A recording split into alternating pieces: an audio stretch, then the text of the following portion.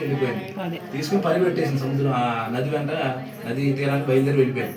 అది చూసి స్వామి ఆగ్రహంతో నన్ను వదిలిపెట్టేసి నా ప్రసాదం స్వీకరించకుండా వెళ్తావా అని చెప్పి స్వామి ఆగ్రహించి తల్లి ఆ యొక్క పిల్ల ఆ అమ్మాయి ముందే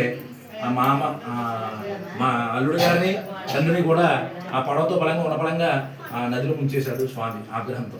అది చూసి మిక్కిలి బాధతో ఆ తల్లి ఆ కళావతి లీలావతి ఇద్దరు కూడా బాధపడుతూ మేము చేసిన తప్పు ఏంటి స్వామి అని ఏంటి అని చెప్పి కూర్చుని సత్యనారాయణ స్వామి వ్రతం చేశాం కదా, ఏమిటి ఈ ఘోరం ఏమిటి అని చెప్పి ఊళ్ళో వాళ్ళందరూ కూడా మరి నది తీరం అంటే అక్కడ ఉంటారు కదా, అందరూ కూడా వాళ్ళు కూడా అందరూ బాధపడుతున్నారు కదా.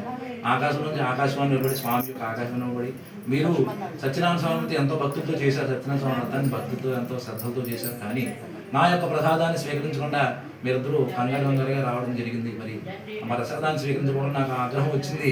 మీరు వెళ్ళి యథాస్థానంగా మళ్ళీ స్వామి నాకు నమస్కరించి ఆ యొక్క ప్రసాదాన్ని స్వీకరించినట్లయితే మీ భర్త మీ యొక్క అల్లుడు కూడా మరలా సుఖ సంతోషాలతో ఉంటారు, మళ్ళీ జన్మిస్తారని చెప్పేసి అనగా వాళ్ళిద్దరూ కూడా కంగారుగా మళ్ళీ ఇంటికి వెళ్ళి ఆ యొక్క స్వామికి సంతోషుడై నమస్కారం చేసి ఆ యొక్క ప్రసాదాన్ని తీసుకుని వచ్చిన తర్వాత ఆ కళావతి ఉంటుంది కదండి, లీలావతి కళావతి అంటే తల్లి ఆ యొక్క కూతురు అమ్మాయి ఆ ప్రసాదాన్ని స్వీకరించి